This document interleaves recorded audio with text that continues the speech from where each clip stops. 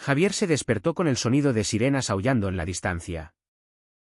Pero no eran las ambulancias lo que lo aterrorizaba, era la carta arrugada en su mano, donde el padre Miguel confesaba su amor prohibido antes de desaparecer para siempre. El joven de 25 años sintió como su mundo se derrumbaba, sabiendo que esa revelación no solo destruiría su fe, sino que arrastraría a su familia conservadora al abismo de la vergüenza social. En ese instante, Javier comprendió que su propia identidad, oculta durante años, ahora estaba expuesta al juicio implacable de una sociedad que no perdonaba tales pecados. En las calles empedradas de Sevilla, donde el sol del mediodía quemaba como un castigo divino, Javier caminaba hacia la iglesia de San Lorenzo con el corazón latiendo como un tambor de guerra. Había crecido en una familia devota, donde su padre, un comerciante estricto, y su madre, una ama de casa piadosa, lo habían educado en los valores católicos más rígidos. Desde niño, Javier sentía una atracción inexplicable hacia otros chicos, pero la reprimía con oraciones y penitencias, convencido de que era una prueba de Dios. El padre Miguel, el carismático sacerdote de la parroquia, se convirtió en su confesor y mentor cuando Javier cumplió 18 años. Miguel, con sus 40 años y una presencia serena, escuchaba sus confesiones con una empatía que Javier nunca había conocido. Dios ama a todos sus hijos, le decía Miguel. Pero Javier notaba un brillo en sus ojos que iba más allá de la compasión pastoral. Aquella tarde, Javier entró en la sacristía buscando consejo. Padre, las dudas me atormentan, murmuró, evitando mirarlo directamente. Miguel cerró la puerta con un clic suave. Y por primera vez, Javier sintió una tensión eléctrica en el aire. El sacerdote se acercó, su mano rozando el hombro de Javier en un gesto que debería ser reconfortante, pero que envió un escalofrío por su espina dorsal. Javier, la fe no es solo obediencia, es también entender nuestro corazón, respondió Miguel, su voz baja y cargada de un matiz que Javier no podía ignorar. En ese momento, Javier levantó la vista y vio en los ojos de Miguel un reflejo de su propio tormento, un deseo reprimido, una lucha interna que ambos compartían en silencio. Días después, durante una cena familiar, la presión se intensificó. Su padre, don Antonio, un hombre de 55 años con bigote gris y temperamento explosivo, criticaba las noticias sobre el matrimonio igualitario en España. Eso es una aberración contra Dios y la naturaleza, gruñó, golpeando la mesa. Javier sintió náuseas, recordando cómo en la escuela secundaria había besado a un compañero en secreto, solo para ser golpeado por sus amigos al día siguiente. Su madre, doña María, lo miró con preocupación. Hijo, ¿estás bien? Pareces distraído. Javier forzó una sonrisa, pero en su mente, la imagen de Miguel lo perseguía. ¿Era posible que el sacerdote sintiera lo mismo? La idea lo aterrorizaba y excitaba a partes iguales. La siguiente confesión fue el punto de quiebre. Javier se arrodilló en el confesonario, su voz temblando. Padre, tengo pensamientos impuros sobre hombres. Del otro lado, Miguel guardó silencio un momento eterno. Luego, susurró, yo también los he tenido, Javier. Pero Dios nos guía a través del dolor. Javier salió de la iglesia aturdido, caminando por el barrio de Triana bajo la lluvia fina. Esa noche, Soñó con Miguel. Un sueño inocente pero revelador. Donde caminaban juntos por el Guadalquivir. Libres de juicios. Al despertar, decidió confrontarlo. En una reunión parroquial, Javier se acercó a Miguel después de la misa. Necesito hablar con usted en privado, dijo. Su voz firme pese al miedo. Miguel asintió. Y se reunieron en el jardín trasero de la iglesia, donde las bugambillas florecían en rojo intenso. Javier. Lo que sientes es natural. Pero la iglesia. La sociedad. Nos obliga a elegir. Confesó Miguel. Su rostro pálido. Javier sintió un impulso, ¿y si no elegimos? ¿Y si luchamos? Miguel lo miró con una mezcla de horror y anhelo. Eso sería nuestra ruina. Respondió. Pero no se apartó cuando Javier se acercó un paso más. La tensión creció en las semanas siguientes. Javier comenzó a asistir a más eventos eclesiásticos. No por devoción, sino por Miguel. Descubrió que el sacerdote había sido seminarista en Madrid, donde una amistad cercana con otro novicio lo había marcado para siempre. Miguel le contaba historias veladas sobre la soledad del celibato y las presiones de la jerarquía eclesiástica. Javier, por su parte, compartía su lucha con la familia, su hermana mayor, casada y devota. Lo presionaba para que encontrara una novia. Eres un buen partido, Javier, le decía, ignorante de su secreto. Una noche, durante un retiro espiritual en las afueras de Sevilla, la barrera se rompió. Javier y Miguel caminaban por un sendero boscoso, lejos de los demás. No puedo más con esta hipocresía, exclamó Javier. Miguel lo tomó de los brazos, yo tampoco. En ese momento, sus labios se rozaron en un beso fugaz, lleno de culpa y liberación. Javier retrocedió. Horrorizado, ¿qué hemos hecho? Miguel. Con lágrimas en los ojos, hemos sido humanos. Al volver a la ciudad, la culpa los consumía. Javier evitó la iglesia por días. Pero las llamadas de su familia lo obligaron a enfrentar la realidad. Su padre lo confrontó, te veo distante. Es por esa tontería de la modernidad. Javier mintió. Pero en su interior, el conflicto rugía. Miguel. Meanwhile, lidiaba con sus superiores, quienes rumoreaban sobre su cercanía con feligreses jóvenes. La sociedad sevillana, conservadora en su núcleo, no toleraría un escándalo. Javier decidió escribir una carta a Miguel, expresando su confusión. Nos estamos destruyendo, escribió. Pero antes de enviarla, Miguel lo buscó en su apartamento. Tenemos que parar, dijo el sacerdote. Pero sus ojos decían lo contrario. Esa noche, hablaron hasta el amanecer, compartiendo sueños rotos y miedos profundos. Javier sintió por primera vez una conexión real. Pero sabía que el precio sería alto.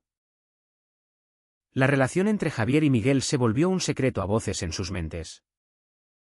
Un lazo invisible que los ataba en un torbellino de emociones. Javier, trabajando como profesor de historia en un colegio local, pasaba las clases distraído, recordando el beso en el retiro. Sus alumnos notaban su ausencia mental, pero él lo atribuía al estrés. En casa, La presión familiar aumentaba. Doña María organizó una cita a ciegas con la hija de una vecina. «Es hora de que sientes cabeza». «Hijo», insistió. Javier asistió. Pero su mente estaba en Miguel. La chica, simpática y guapa. Notó su desinterés. «¿Estás bien?». Él se excusó y huyó.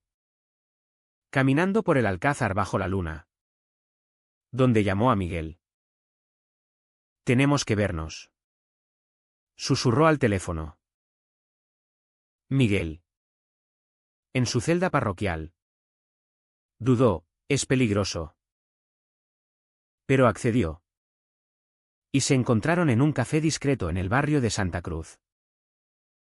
Allí, Miguel reveló más de su pasado. En el seminario había amado a un compañero.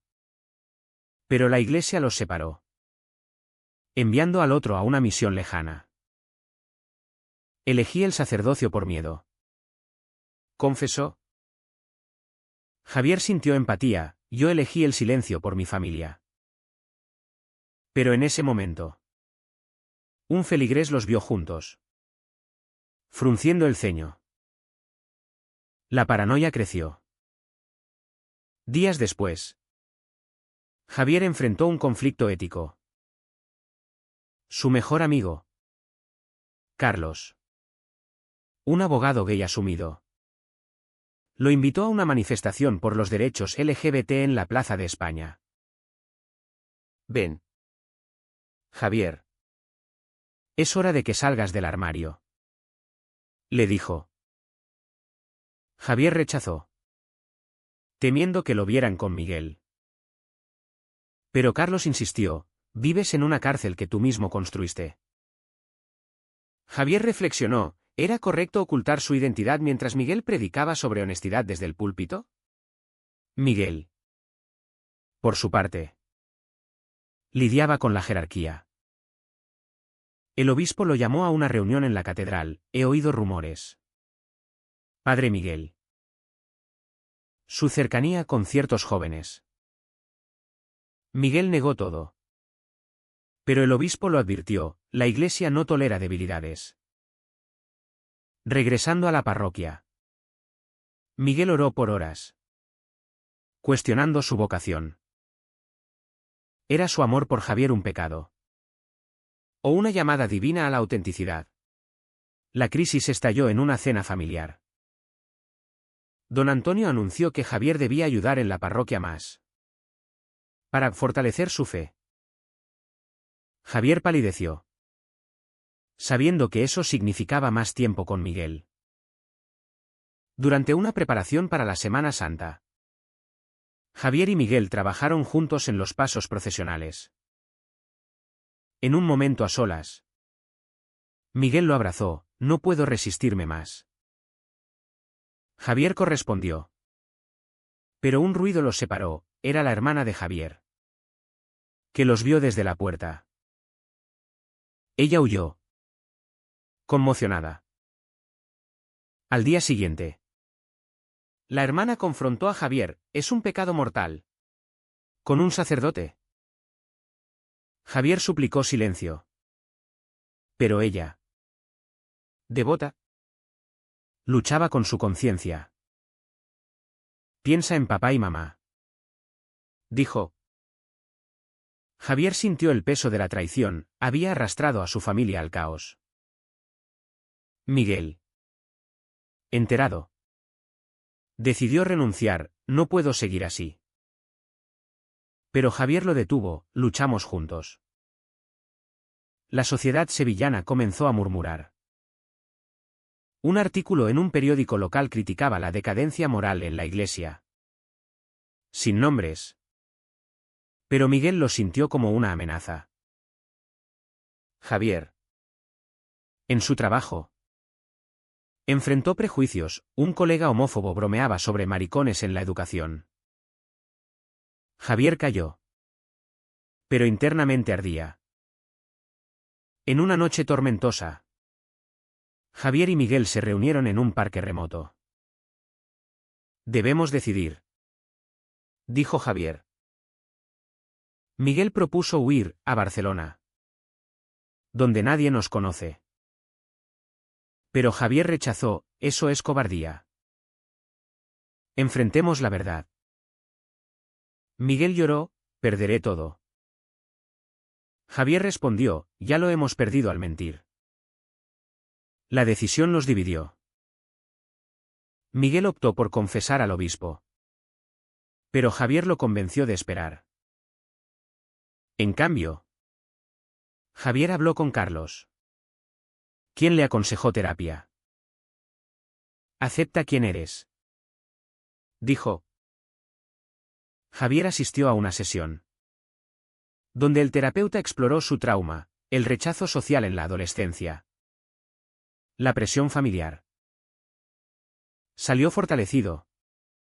Pero Miguel se distanciaba, temiendo el escándalo.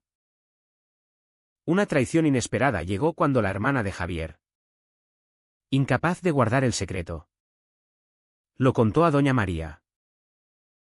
La madre, destrozada, confrontó a Javier, ¿es verdad?, con el padre Miguel.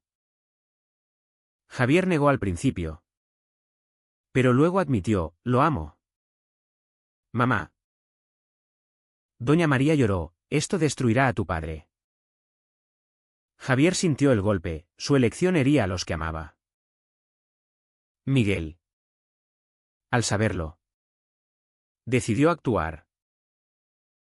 Escribió una carta de renuncia. Pero antes, buscó a Javier. Si seguimos, perdemos todo, dijo. Javier replicó, si paramos, perdemos nosotros. En ese impasse, un feligrés anónimo envió una denuncia al obispo, alegando conducta inapropiada. La investigación comenzó, y Miguel fue suspendido temporalmente. Javier, angustiado, enfrentó a su padre. Don Antonio, furioso, lo echó de casa, no quiero un hijo así. Javier se mudó con Carlos, sintiendo el precio de su honestidad. Miguel, aislado en un convento, cuestionaba todo, ¿valía el amor el sacrificio? Con Miguel suspendido, Javier se sumió en una depresión profunda, vagando por las calles de Sevilla como un fantasma. Su trabajo peligraba, el director del colegio, enterado de rumores, lo llamó a una reunión. Hay quejas sobre su conducta personal, dijo. Javier defendió, mi vida privada no afecta mi enseñanza. Pero el director lo advirtió, en esta sociedad, sí lo hace.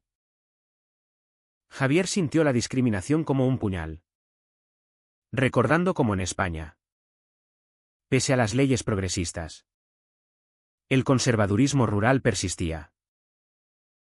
Mientras, Miguel en el convento reflexionaba sobre su fe. Un hermano mayor lo aconsejó, el celibato es un voto, no una prisión. Pero Miguel replicaba, el amor no es pecado. En cartas secretas a Javier, expresaba su tormento, cada día sin ti es una crucifixión. Javier respondía, lucha por nosotros. Pero la distancia los erosionaba. La familia de Javier se fracturó. Doña María, dividida entre el amor maternal y la devoción, visitaba a Javier en secreto. Tu padre está destrozado, le dijo. Javier lloró, yo también lo estoy. Su hermana, arrepentida de la traición, intentaba mediar. Pero don Antonio era inflexible, eligió el pecado sobre la familia. En una manifestación LGBT en Madrid, Javier viajó con Carlos, buscando apoyo. Allí, Vio parejas libres. Y envidió su coraje. Un activista le habló: la sociedad cambia. Pero hay que pelear. Inspirado, Javier decidió confrontar al obispo. Escribió una carta anónima defendiendo a Miguel: es un hombre bueno, víctima de prejuicios. Pero el obispo la ignoró. Miguel, liberado del convento para la audiencia, se reunió con Javier en un hotel discreto. El veredicto será mañana, dijo. Javier lo abrazó: sea lo que sea. Estoy contigo. Esa noche hablaron de futuros alternos, una vida juntos, lejos del clero. Miguel dudaba: mi vocación. Javier insistió: tu vocación es amar. Al día siguiente, ¿en la diócesis? Miguel enfrentó al tribunal eclesiástico. Admitió su amor: amo a un hombre. Pero no he roto votos físicos. Los obispos, escandalizados, lo destituyeron: has traicionado la confianza. Miguel salió humillado, pero liberado. Javier lo esperaba fuera: ahora somos libres. Pero Miguel respondió: libres, pero rotos. La noticia se filtró a la prensa local: sacerdote sevillano destituido por relación homosexual. La sociedad reaccionó dividida: progresistas lo apoyaban, conservadores lo condenaban. Don Antonio leyó el artículo y sufrió un infarto menor, culpando a Javier.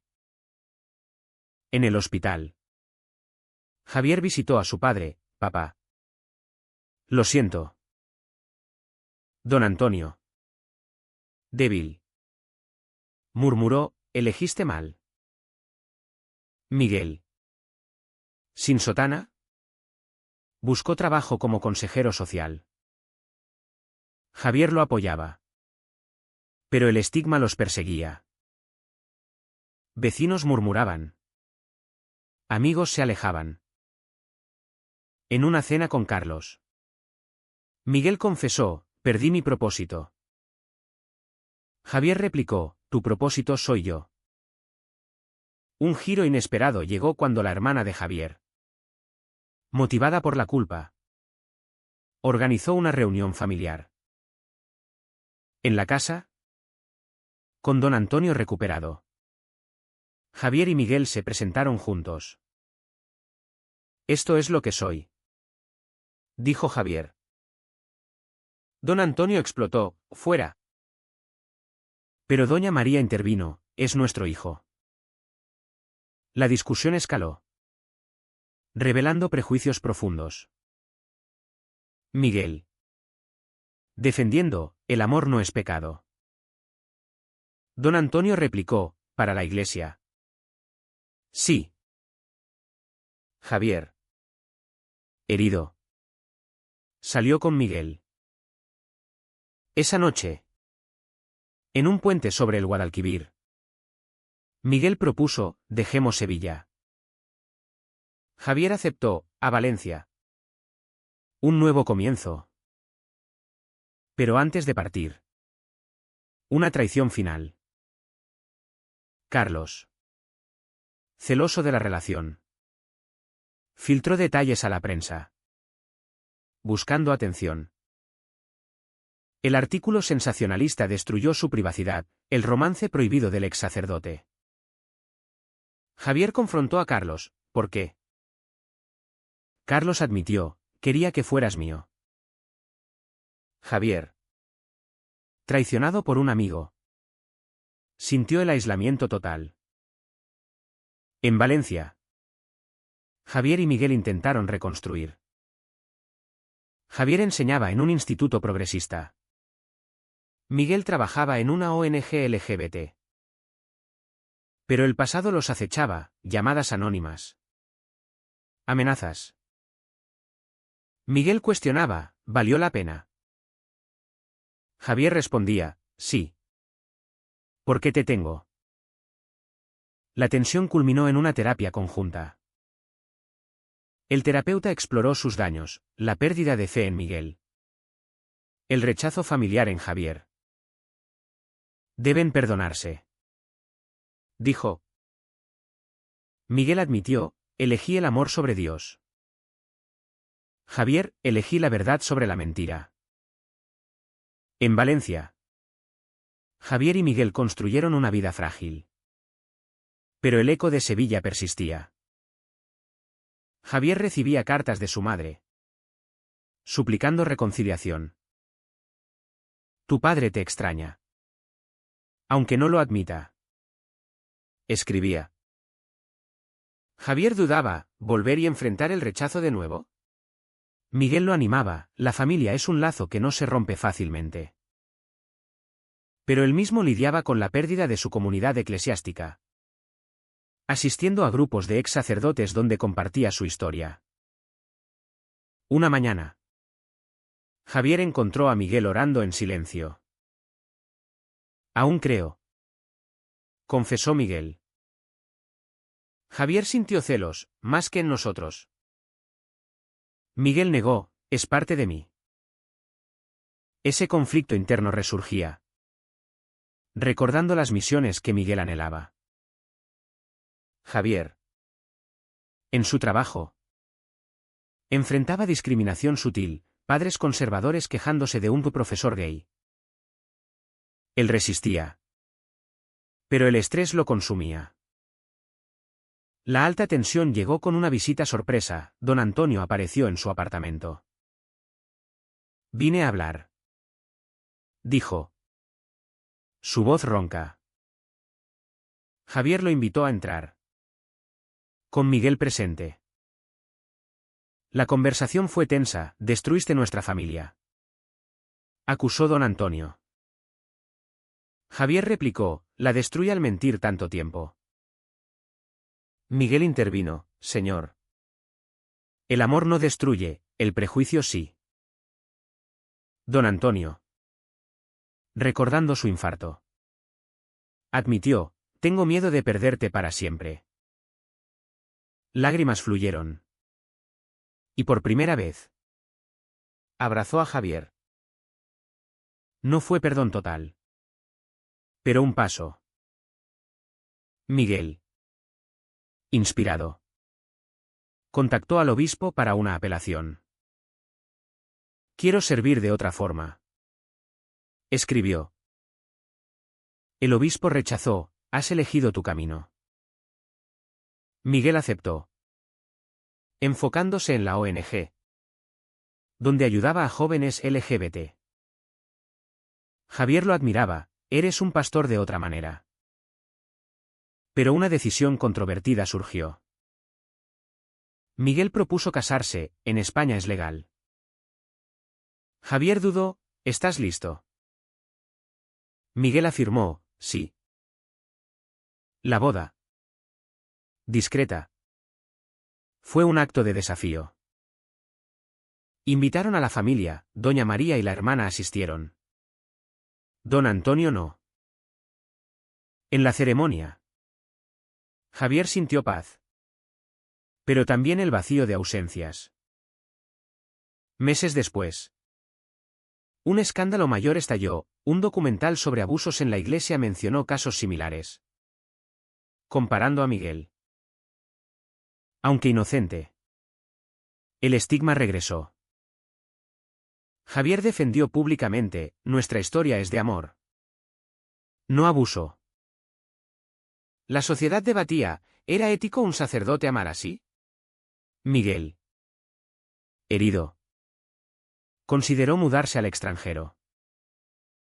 A Argentina, donde nadie nos conoce. Javier rechazó, huir no resuelve. En una discusión acalorada, Miguel admitió, a veces extraño mi vida anterior. Javier, dolido, ¿me arrepientes? Miguel negó. Pero la semilla de duda creció. La culminación llegó en una conferencia LGBT en Barcelona. Miguel habló, elegí el amor. Pero pagué con mi fe. El público aplaudió. Pero Javier vio su dolor. De vuelta. Miguel confesó, necesito tiempo solo. Javier. Devastado. Lo dejó ir a un retiro. Durante la separación. Javier reflexionó sobre sus elecciones, el daño a su familia. La traición de amigos. La pérdida de inocencia.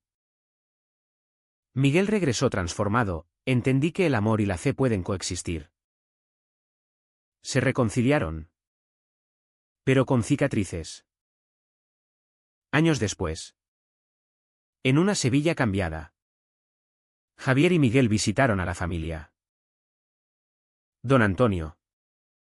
Envejecido. Lo recibió, he aprendido. La reconciliación fue lenta. ¿Pero real? Javier sintió cierre. Pero cuestionaba, ¿fue correcto romper reglas por amor? ¿Fue la elección de Miguel de romper sus votos un acto de valentía auténtica o una traición egoísta a su fe y comunidad?